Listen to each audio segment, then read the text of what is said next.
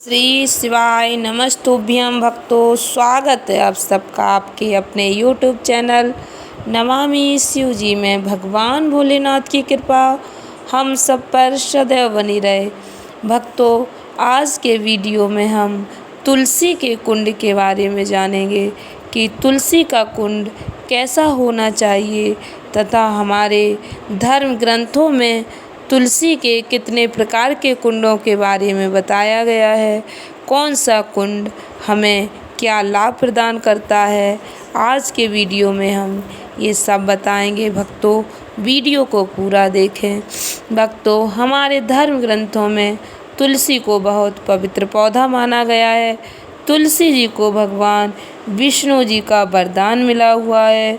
शिव महापुराण, स्कंद पुराण, विष्णु पुराण में इसका वर्णन मिलता है। भक्तों, कार्तिक खंड वर्णन करता है तुलसी जी का गमला गोल होना चाहिए या चौकोर होना चाहिए या फिर षडाकार का हो, इसका स्पष्ट वर्णन मिलता है। इसका अपना अलग अलग महत्व बताया गया है। भक्तों, बहुत ही अहम जानकारी मैं आपको इस वीडियो के माध्यम से बताने वाली हूँ। वीडियो को ध्यान से देखें, वीडियो को अंत तक देखें। आपके जीवन से जुड़ी कई महत्वपूर्ण जानकारी आपको बताएंगे।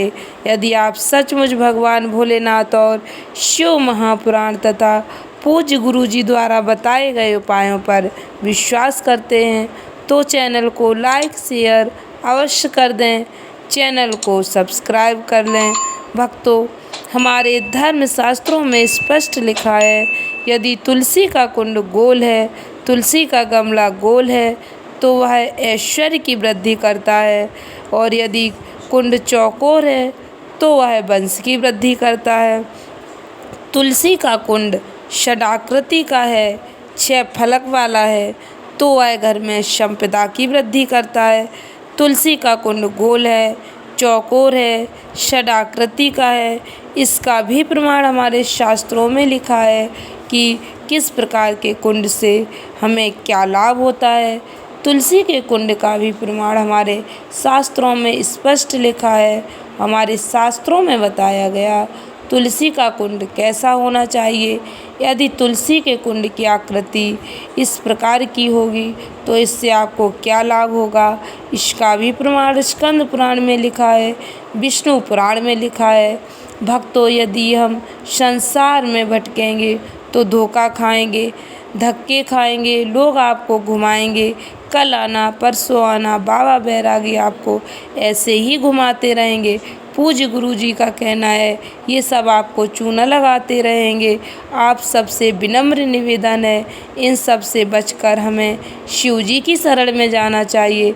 धर्म शास्त्रों में बताए गए नियमों और उपायों का पालन करना चाहिए। धर्म शास्त्रों में बताए गए नियमों के अनुसार हम क्यों ना कर्म करें और उसका सकारात्मक फल प्राप्त करें। भक्तों, यदि हम अध्ययन करें या फिर वीडियो में बताई गई जानकारी को ध्यान से सुनकर क्यों ना इसका लाभ उठाएं। भक्तों, मैं अपने वीडियो को आपके हित में बनाने की पूरी कोशिश करती हूँ। धर्म शास्त्रों के उपायों का अध्ययन करके, पूज्य गुरु जी के उपायों को रिसर्च करके आपके लिए वीडियो के माध्यम से प्रस्तुत करती हूँ, जिससे अधिक से अधिक शिव भक्तों तक अपनी जानकारी शेयर कर सकूं। यदि आपको हमारा प्रयास अच्छा लगे तो वीडियो को लाइक शेयर करके हमारा सहयोग करें। शिव महापुराण तथा पूज्य गुरु जी के उपायों को जन जन तक पहुंचाने में सहयोगी बने। चैनल को सब्सक्राइब अवश्य कर लें, जिससे हमारी समस्त वीडियो आप तक पहुंचती रहें। भक्तों, हमारे यहाँ तो तुलसी के कुंड का भी विधान बताया गया है। यदि गोल कुंड है तो ऐश्वर्य, चौकोर कुंड है तो वंश वृद्धि का प्रतीक, यदि कुंड षडाकृति का है तो धन संपदा की वृद्धि करता है। भक्तों, कुछ गलतियाँ अनजाने में हमसे हो जाती हैं, हमें ज्ञान नहीं होता है। अज्ञानतावश कई बार हम भगवान भोलेनाथ की प्रतिमा या गणेश जी को, शिवलिंग को तुलसी माता के नीचे रख देते हैं, तो इसका भी 2 समय लगता है, क्योंकि हम सोचते हैं वहीं तुलसी जी को पानी चढ़ाएंगे वहीं भगवान भोलेनाथ को जल समर्पित कर देंगे। किंतु यदि हम गलती करेंगे तो उसका दोष भी हमें ही लगेगा। हमें शंकर जी की प्रतिमा कभी भी तुलसी के कुंड के नीचे या आसपास नहीं रखनी चाहिए। भक्तों, हमारे धर्म शास्त्रों में 7 प्रकार के कुंडों का वर्णन मिलता है। पहला गोल, दूसरा चौकोर, तीसरा षडाकृति, चौथा त्रिवेणी, 3 कोने वाला। भक्तों, शास्त्र कहते हैं यदि किसी के घर में झगड़ा चल रहा है, टुकड़े टुकड़े होने की नौबत आ गई, तो 3 कोने का कुंड घर में रखकर पूजन करने से घर में शांति हो जाती है, घर एक हो जाता है। 5वां भक्तों, बिना कुंड वाला, जो एक बगीचे में बो दिया जाता है। भक्तों, ऐसी जगह पर संपदा तो रहती है किंतु चिंता बहुत अधिक रहती है। कई लोग तुलसी माता को बगीचे में बो देते हैं तो बहुत सारी तुलसी उग जाती, क्योंकि आपने घर के बाहर बगीचे में इतनी सारी तुलसी जी कर ली जिनकी देखभाल नहीं हो पाती है। कोई निकल के जा रहा था, उसने थूक दिया, कोई जा रहा उसने पत्तियां तोड़ दी, किसी कुत्ते या बिल्ली ने गंदगी कर दी, उसका भी सारा दोष लगाने वाले को ही मिलता है। भक्तों, वो पौधा आपको धन तो देगा किंतु चिंता बढ़ाता रहेगा, क्योंकि उसकी देखभाल नहीं हो पा रही। 6वां भक्तों, जिसका व्याख्यान विष्णु पुराण में भी मिलता है। कई जगह लोग तुलसी माता के गमलों को 3 तारों में लटका कर रखते हैं। भक्तों, कई मंजिला बिल्डिंग बनी रहती हैं, उसमें कई भक्त माता तुलसी को तारों में लटका देते। ऐसी जगह पर व्यक्ति के कार्य उन्नति की सीढ़ी की ओर बढ़ जाते हैं, किंतु जैसे भक्तों भोजन की थाली लग गई और आप खाने बैठे हो, वैसे ही थाली खिसक जाए तो आप समझ लेना कि आपने माता तुलसी को अधर में लटका कर रखा है, जिसके कारण आपके साथ ऐसा हो रहा है। आपके कार्य तो बन रहे, आपको ऐसा लगता है कि बन जाएंगे, 1-2 दिन में आपका कार्य हो जाएगा, लेकिन अंत में कोई ना कोई बाधा आ जाती है और आपका कार्य अधर में लटक जाता है। ये सब भक्तों समझ लेना तुलसी को अधर में लटकाने के कारण ही हो रहा है। 7वें क्रम में भक्तों, तुलसी का कुंड जैसा आपके आंगन में विराजमान है, वैसा ही भगवान के लिए एक छोटा वो भगवान के लिए रखें। प्रतिदिन भगवान की सेवा करते समय भगवान के सामने रखकर उसकी आराधना करना, फिर उस कुंड को उठाकर वापस बाहर रख देना जहां आप तुलसी रखते हो। भक्तों, विष्णु पुराण गर्ग संहिता में यहाँ तक वर्णन मिलता है कि यदि आप ऐसा पूरे साल नहीं कर सकते तो कार्तिक मास में 1 महीने ऐसा नियम अवश्य बनाएं। एक छोटे से चौकोर कुंड में तुलसी लगाकर भगवान के सम्मुख रखकर पूजन करके फिर वापस बाहर रख दें। ऐसा करने से भक्तों इसका हमें 1000 गुना फल प्राप्त होगा। इसलिए भक्तों कहा गया है तुलसी जी का कुंड घर के बाहर हो और एक छोटा सा चौकोर कुंड भगवान के सम्मुख रखकर पूजन करने के लिए होना चाहिए। ऐसा पूज्य गुरु जी ने बताया। इस बात का ज्ञान हमारे शास्त्रों में भी दिया गया है, जिसका हमें 1000 गुना फल प्राप्त होता है।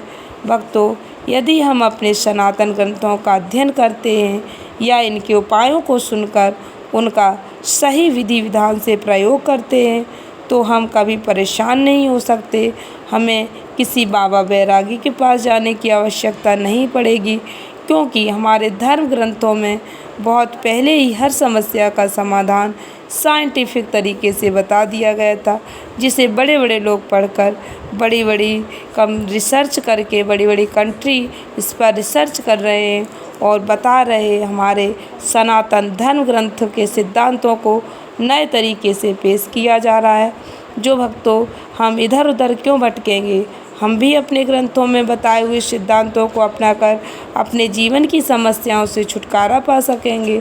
भक्तों, आपको यदि हमारा प्रयास अच्छा लग रहा है तो कृपया वीडियो को लाइक शेयर अवश्य कर दें। कमेंट्स बॉक्स में श्री शिवाय नमस्तुभ्यम हर हर महादेव अवश्य लिखें, जिससे हमें ऐसा लगे कि हमारा प्रयास आपके कुछ काम आ रहा है। हमारे सनातन धर्म ग्रंथों का लाभ जन जन तक पहुंचाने में आप भी सहयोग करें। भक्तों, जिस घर में भगवान तुलसी जी रखकर पूजन किया जाता है। भगवान जी के सामने तुलसी जी का पौधा रखकर पूजन किया जाता है। उस घर में वैभव, सत्ता, संपदा, लक्ष्मी, शांति की कभी कमी नहीं होती। भक्तों, वीडियो में मैंने 7 प्रकार के कुंडों की महिमा के बारे में आपको विस्तार से बताने का प्रयास किया। भक्तों, आप जिस भाव से पूजन करते हैं, ये आप पर निर्भर करता है। भक्तों, यहाँ तक बताया गया, स्त्रियों से जुड़ी जितने भी रोग समस्याएं होती हैं, रजोधर्म से जुड़ी जो भी समस्याएं होती हैं, उसका भी वर्णन शास्त्रों में मिलता है। देवी भागवत में स्पष्ट लिखा है, गूलर का लाल कलर का फूल माता के चरणों में छुआकर तुलसी के पौधे से स्पर्श कराकर जो नारी रजोधर्म से संबंधित बीमारी से परेशान है, उसे खिला दिया जाता है तो उसे 3 दिन में आराम मिल जाता है। भक्तों, ये शास्त्र वर्णन कर रहे हैं। पूज्य गुरु जी ने अपनी कथा में भी इसका वर्णन किया है। भक्तों, यदि तुलसी की माला या रुद्राक्ष की माला आपके कंठ में होगी तो 21,600 श्वास जो मनुष्य के शरीर से प्रतिदिन निकल रही हैं, भक्तों, उस श्वास से आपके घट की जिह्वा से मंत्र जाप हो जाता है। भले आप कर की माला से मंत्र जाप ना भी कर पाएँ, किंतु घट की माला से 21,600 बार मंत्र जाप हो जाता है। ऐसा कहना हमारे पूज्य गुरु जी प्रदीप मिश्रा जी का। आपके गले में जो तुलसी की माला या रुद्राक्ष की माला है, उसमें जो मनके पड़े हैं वो 108 या इससे अधिक होने चाहिए।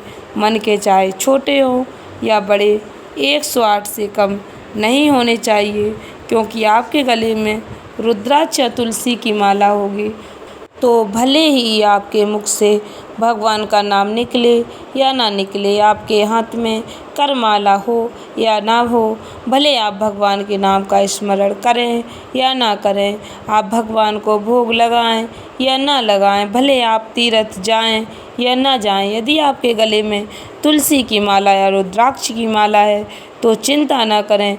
जितनी श्वास आपके शरीर से प्रतिदिन निकल रही हैं, 21,600 श्वास का फल आपको प्राप्त हो जाएगा। भक्तों, केवल आपके गले में ये मनके का होना जरूरी है, भले ही एक मन का क्यों ना हो। भक्तों, आपके गले में रुद्राक्ष की या तुलसी की माला अवश्य होनी चाहिए। रुद्राक्ष का या तुलसी का मन का अवश्य होना चाहिए, उसका फल आपको अवश्य मिलेगा। पद्म पुराण गर्ग संहिता में आप देखेंगे, आपको अवश्य मिल जाएगा।